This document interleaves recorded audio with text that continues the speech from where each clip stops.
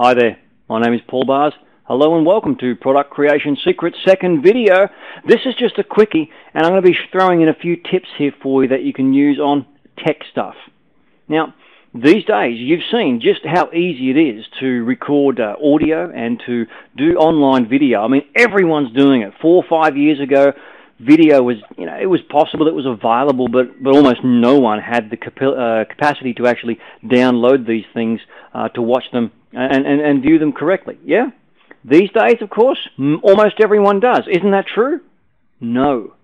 Let me tell you something right now which is going to surprise you. Now, if you're in the States, North America somewhere, perhaps also in Europe, yes, just about everyone can, but even where I am here in Australia, and we have our 3G network, which is supposedly super fast and beautiful, which just doesn't drop out at all, ever. Let me just throw that in. I had to get that out of my system. But even here, so many people in Australia don't yet have the high-speed access. Now, what about the new markets that are opening up around the world? Do they all have high-speed access just because you have it? No, they don't. So I'd like you to keep these things in mind as you're creating your product. Firstly, though, let me just say, am I suggesting that you shouldn't be using video or that you shouldn't be using audio? No. I'm telling you that you absolutely should be using audio and video in both your product, and if not your product, certainly in your sales copy. But I'd like to suggest that you do one thing just a little bit differently, and that is give them the choice. Give them the choice to hit that play button and watch the video. Give them the choice to hit that play button and listen to the audio, or to read the sales copy and the text. Or perhaps, as it says in one of the audios there, click and it pops up a new window. That way, if they're on a slow connection, they can close it without having to leave your site. I'd like you to give these things a little bit of thought. How do you find out where or what kind of connection your visitors had? You might be able to get it from your server logs. That's possible. But also, at the same time, you can ask your customers, do you enjoy? Do you get? Can you watch online video, online audio? Ask your customers which is the best way to go. Now, putting that aside, let's talk tech very quickly. I've got a couple of microphones here that I want to just show you and explain to you why I have them, how I've been using them, and what you can do and what you can learn from them as well. At the moment, I've got 3 different microphones. Where's the third one? Up here, stuck next to my ear. Over the last few months, I've been experimenting with these 2 here. This is the one which I originally purchased about 5-6 years ago. It was great for audio. But she broke just recently. Not much good for me anymore, $500 microphone. There's an interesting thing though.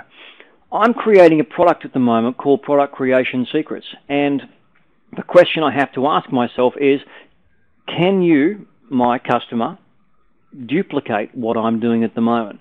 Well, of course, because I'm just using the webcam there in my laptop. Now, maybe you don't have a laptop, maybe you don't have a webcam, but I know you can pick up a webcam for $20, $25 and just sit it there on the table or wherever. So you can duplicate that without too much cost. I know that if you go down the local Radio Shack or whatever it is you have in your area, you can pick up a $15 microphone like this. This little fella just here simply plugs into the side of the computer, into the audio microphone jack. And I've got to tell you, it was surprisingly good quality. It's got a little clip on the back here. You just simply pop it in, a little lapel mic. For $15, this fella had amazing quality. Mind you, it did sound like I was in the bottom of a well somewhere about 100 feet underground. So for that reason, I thought, well, I might upgrade just a little bit, see what else I can come up with. That's when I came up with this fella here. Now, it's just running on a little radio frequency thing. This here is plugged into the... I think it's actually a Microsoft product. I'm allowed to say that while I'm on air, I don't know. And its sound quality, it's designed for, I think, for the webcam when you're talking with someone, that kind of thing. The sound quality is very average, though. I've got to say that my little $15 one actually gave me a clearer sound quality, even though I was in the bottom of a well. But using this one here, which cost me about $100, I find that when I'm doing video, it's just that little bit more convenient, shall I say. These are some of the things that you're going to have to consider if you're doing video. Because if you do use, the $500 microphone, which I have the boom for, and will stick out, well, it's not going to work for me out here somewhere. I've got to have it close to get the quality of sound. Fantastic for quality of sound when I'm recording. I've been doing it for years. But this looks really, really dicky if you put the thing in front of you like that. So when it comes to the tech side of what you're doing, creating your video, creating your audio, you may need to play around a little bit. But here's the thing, and this is why I haven't made too many changes during this series. I want you to be able to duplicate what I'm doing. So whether it's with a $15 or $100, chances are you probably can't duplicate what I'm doing with the $500 if you're just getting started out, and maybe you can. Great, go for it. I am going to be upgrading this one in the near future, but I thought for the rest of this series I will just leave it, because why? Well, once I've recorded this, and then I listen to it back on the computer, and then what you hear, they're different things, because I have two great programs for doing editing with audio, for trimming silence and for getting out any background static and interference and those types of things. And I want to give those to you very quickly. The first one is called Audacity. Now, Audacity is a brilliant little program. It's a free download. It just does the audio only.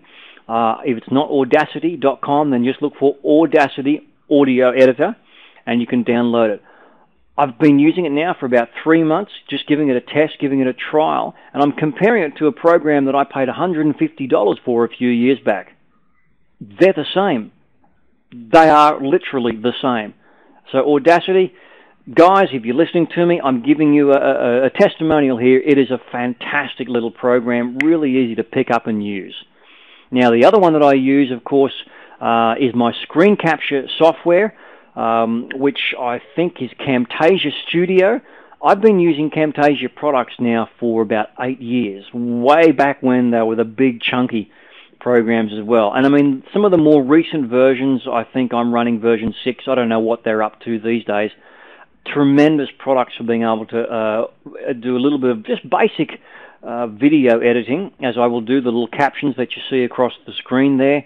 Little bubbles and text. They're not so much used for this kind of video, but the introduction and the closing at the end, I use the Camtasia for that. But of course, for screen capture technologies, where I've got things on my computer screen and then just adding in for teaching and training, absolutely fantastic. Now, it's not a free program.